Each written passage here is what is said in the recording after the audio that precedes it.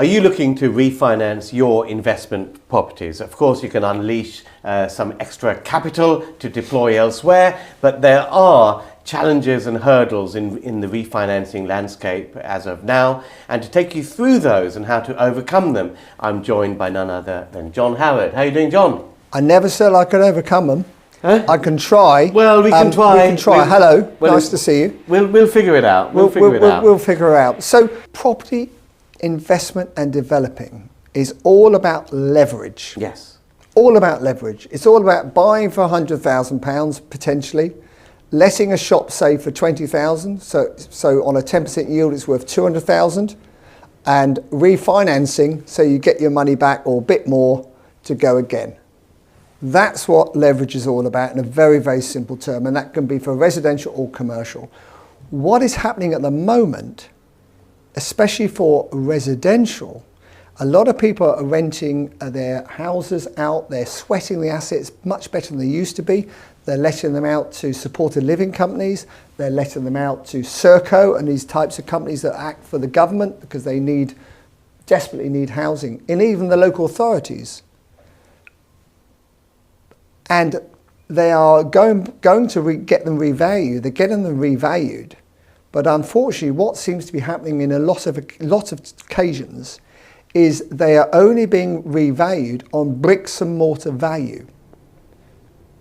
You could argue if you've got a tenant like Serco for 7 years, which they normally do 6 years, 11 months or whatever, you can argue that anything let to a strong company like Serco or one of these other companies should probably be at a 10% yield, 10% return on your money.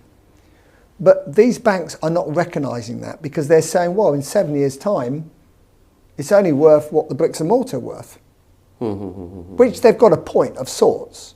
So they're not letting you revalue it at 10%. They're only valuing it at the bricks and mortar value. That might mean you've got a 20% return on your investment, but it's not actually releasing any cash for you to go and do another one. And that's how the property world has worked for hundreds of years probably. So are you seeing this across the board? Or I mean, I know a lot of people recently, particularly for HMOs, have taken cash flow valuations based on the rental income. Yes. And, you know, these things are fixed rate products for fixed terms, and they come up for renewal and they're looking to go again.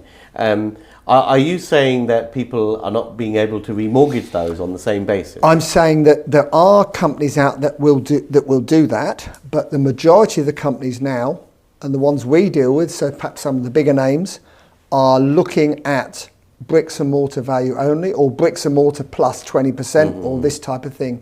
And even with commercial, and we've got quite a nice commercial portfolio and all the rest of it, and one of our main bankers on it, where we borrow 50% loan to value, their valuation criteria is they want it valued on a vacant possession value, although they're let for 5 years. Mainly that's half the problem, because a lot of these things now, these leases now, even to big name commercial ventures, are only let for 5 years. And they're taking the vacant possession value of the property plus a percentage extra because it's let. Whereas in the old days, they would say that is worth a 7% yield or a 10% yield or an 8% yield, and we will lend you 60% on the value of the yield. That seems to be changing, which is very worrying for a lot of the property industry. It is worrying, and I think what's puzzled me a little bit is that obviously yield-based or rental cash flow-based lending is commonplace with commercial property. Yes, and absolutely. The loan-to-values are a lot lower on commercial property loans for that reason. Yeah. But when they started applying this to residential property, particularly things like HMOs, they kept the loan-to-value. A lot of lenders were giving loan-to-values the same as any other residential buy-to-let, which didn't seem... It seemed a little bit odd, because if ever the yields change, then they are left. The lender's left a little bit exposed with a higher loan to value. That was my view, and I'm not a banker. I just don't understand why. Am I seeing something wrong, or I think why didn't they see the argument with the HMOs for the banks is that, of course, you might have 10 individual residential tenants, none of which are going to move out on the same day. So you're always going to replace them. Even if they sort of check it at say 70% occupancy, proof it or whatever they call it, financially proof it, then you're always going to be safe with that. Well, of course, if you've got one entity that goes bust on you or moves out at the end of the term, you're then stuck with an empty property. Yes. So I can sort of see why they're softer on HMOs than they are on other individual companies, if you like. But I think it is worrying, and it is worrying, and it's difficult because it means that a lot of investors can't move on. I mean, it's hard enough now with a buy-to-let to buy a house, refurbish it, let it, and refinance to get your money back. It's almost impossible to do that now with interest rates as they are, because they want 100% cover and everything else. So bearing that in mind, people are then trying to sweat the asset more and let it to, for more money to one company who repair it, maintain it, everything. It's great. But they're not recognising the fact that it's worth more as an investment than it is as a vacant house, and that's a big problem. That's if it quacks like a duck, it's a duck. A house is a house. Yeah. You take out the tenants, it's bricks and mortar. Well, that's their argument. Which, quite frankly, is one that I've never understood why they thought anything different for residential property. Well, they've all cottoned on to what you're thinking. I do get it when it's. Let me just caveat this. It's when it's more than 6 in an HMO. Right. Because then you need planning for that. Yes. So like if you've got a 12-person HMO, you need planning permission for that, and you've got an entity which is suddenly, it is a quasi-commercial building. But if it's under 6, you don't need planning for that. Yeah. And it's a house is a house argument. So I never understood why people were getting those sort of cash flow valuations. Well, I would say you could argue for the bank it's even worse, because if you've got an HMO that shouldn't be an HMO, or there's no requirement for an HMO anymore, you've actually got to put it back to a house to get the full value. Absolutely. So it's even worse. I mean, I'm not trying to talk down investors who have invested in HMOs, but it's clearly a problem. The way to solve it probably is if you have say you decide to, which we're doing, have a company that specialises in renting properties to supported living companies, and they all take them for 5 years, and you have enough of them, and the 5 years, excuse me, they expire at different years, if you like, and you've got say 20 of these houses, then I think a lot of what I call proper commercial banks will take a view and say, yes, it's an 8-10% yield, because we know that not all of them are going to come vacant on the same day. It's staggered, and you'll be able to replace them and so on. That is a different scenario, I think. Going forward, if you're big enough, I think you will get a commercial bank to take a commercial view. On that front, I mean, we were looking at refinancing investment properties is the title of this video. Yeah. So when an investor has 3, 4, 5 properties or whatever, it's worth discussing the pros and cons of saying, right, we get individual buy-to-let mortgages on each one, or going to one lender and saying, well, give us a loan on this portfolio, this block of 4 or 5. At the moment, would you agree that sometimes it may be better just to keep them individual? From a rates point of view, it certainly seems to be. A couple of things I should say on that. I think yes, in principle, it may be better to keep them individual. I mean, I've got a scenario which I don't mind telling people about in up north, where we've got a number of properties all within the same title, which in the vacant possession value is about 1.3 million. So they've done the reverse on us on this one. So they've said, well, yes, vacant it's worth 1.2, 1.3 million. We currently borrow 350,000 on it, and I wanted it, just increase it to 50%. I always think 50% loan to value is very sensible. They have said, well, we're valuing it on an 8.5% yield, and on that basis, we can only lend you another 125,000, which isn't worth worrying about.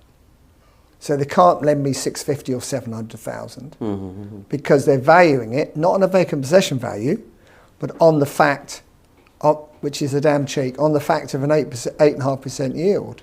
So the most important thing when you're looking to see, can I leverage these properties, can I borrow a bit more money to go again and buy more property, is who is doing the valuation and what instructions have they been given by the bank? Yes. How are they valuing? Are they valuing on an investment basis? And if so, what is the what is the percentage they now look at? And that seems to be about, for residential, about 8.5%. Are they valuing it on a vacant possession value? And if they're valuing it on a vacant possession value, are they valuing it on the basis that the properties have to be sold within 60 days, 90 days, 180 days, which is half a year, or a whole year?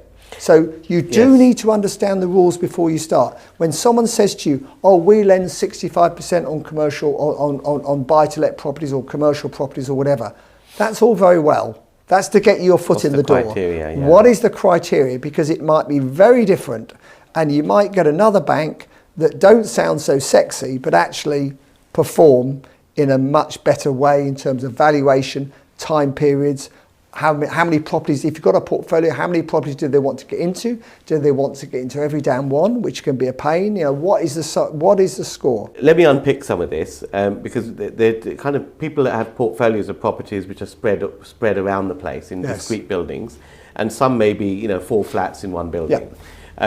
Now, when you want to remortgage individually flats in the same building, lenders often don't like that because they have criteria. They don't want to be overexposed in a block or whatever. So you end up going down the commercial route to mortgage the whole building, which are the kind of issues you're talking about. Yes.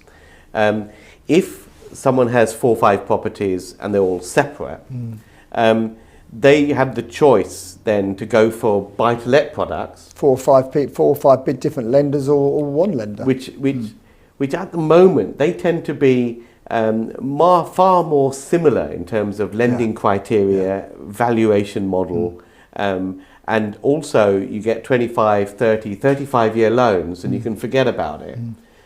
But the commercial loans are often much shorter term. 5 years. Quite common is 5 years. Overdraft only would be... and repayment. Yes. Which adds another bit of a dilemma. It does, that's very true. And also with commercial lending, a lot of the commercial lenders will only lend on the length of the shortest lease you've got. So if you've got all 5-year leases... That's with commercial properties. With commercial properties, they will lend for 5 years. They won't say, well, we'll lend for 10 years on the basis they'll renew that, or 20 years. They won't do it. They won't do it. So that's purely an overdraft facility you're getting on most commercial loans these days. Most of them are overdraft, I would say. But you have it the other way around as well. We have got one particular bank where we had enough security, 50% loan to value, for them to lend on one large property, which is in 12 flats. But we also owned the property next door, which was going to be unencumbered. But they said, oh, no. If you own that next door, we want that as part of the security as well. I said, well, that brings your loan to value down to 35%. And they went, well, we don't care, that's our policy. I said, but if I own that, if I'd sold that, you wouldn't have it. They said, no, we wouldn't. But because I owned it, they wanted that security as well. So it just shows you all these banks are different. Some don't want more than a percentage of one block. Others are very greedy and want that and anything else you've got nearby. So it is horses for courses, and you do need to ask the questions. And I find so many people are so desperate when someone says yes to them that they don't look at the detail of how it's going to be valued, why they're doing it, how it's going to be valued. And of course, if you've got commercial tenants, they'll probably investigate every commercial tenant you've got. They'll look at their accounts, see how well they're doing, see if they've got personal guarantees on the leases, or is it, or have you got a rent deposit off them, or whatever it might be? It's quite complicated, and it's getting more complicated. And the lower interest rate you want, the more complicated it is. So lots of things there to consider. There's many lending organisations. You could pick up the phone today and you could borrow, you get 100 bridges or 100 investment loans on a property, an offer. But it doesn't mean you should accept everyone. There's lots of choice. You must listen and realise and work out what is best for you. So arrangement fees is a big issue. Isn't nowadays, it? Isn't it? Yeah, when you're doing buy-to-let mortgages for residential, some of these arrangement fees, I mean, when I started, I used to moan about a £99 fee. Well, you've always been a bit tight, haven't you? now it's five. It can be as high as 7%. It's obscene. It is obscene, and obviously on the commercial side, because you've got the shorter term loans, you're doing that on a regular basis as well. You're doing it on a regular basis, and also the lawyers these banks use are sometimes very, very expensive, because they've got to check every commercial lease, and they make a big meal of it, and that can be thousands as well. All the work, of course, but their lawyer charges more. Exactly, and your lawyer has to sign saying they've done it in a correct manner and everything else, and they've used, with all due respect, a junior who's just qualified or not even qualified to check it all, and then it's signed off by a partner probably, and if it's a London firm, which awful lot of these banks use large London solicitors. They're hugely expensive. You know, you and I would probably never consider using them because they're so expensive, yet we're borrowing relatively small amount compared to our portfolios, and we're having to pay indirectly a huge fee to them. It's madness. One thing that worries me, and I think it's a bit of a time bomb for a lot of people who've got residential buy-to-let mortgages, where they've paid 5% arrangement fees for, say, a 5-year loan. The thing is, if they are in an area where you don't see the 5% growth in property prices over that period, and you come to remortgage it in 5 years' time, you're stuffed, because that fee has been added to the loan. Absolutely, and that's the trick. Oh, don't worry, we'll add it to the loan. I said, well, no, it matters. I'll pay it now, probably. But, we'll add it to the loan, they love all that because it's masking the issue, isn't it, for them and you. But you're absolutely right. And what people don't appreciate, there are some properties in the UK that have not gone up in the last 5 years. You know, it's not always, you know, sunny, you know, and property investing is also about where to invest as much as it is what to invest in. Yes, absolutely. And on that note, what you should be investing in is this channel. Make sure you subscribe and hit that bell icon. If you want us to cover anything else in future episodes, let us know in the comments below. That's it from John and us for this episode. See you guys next time. See you soon.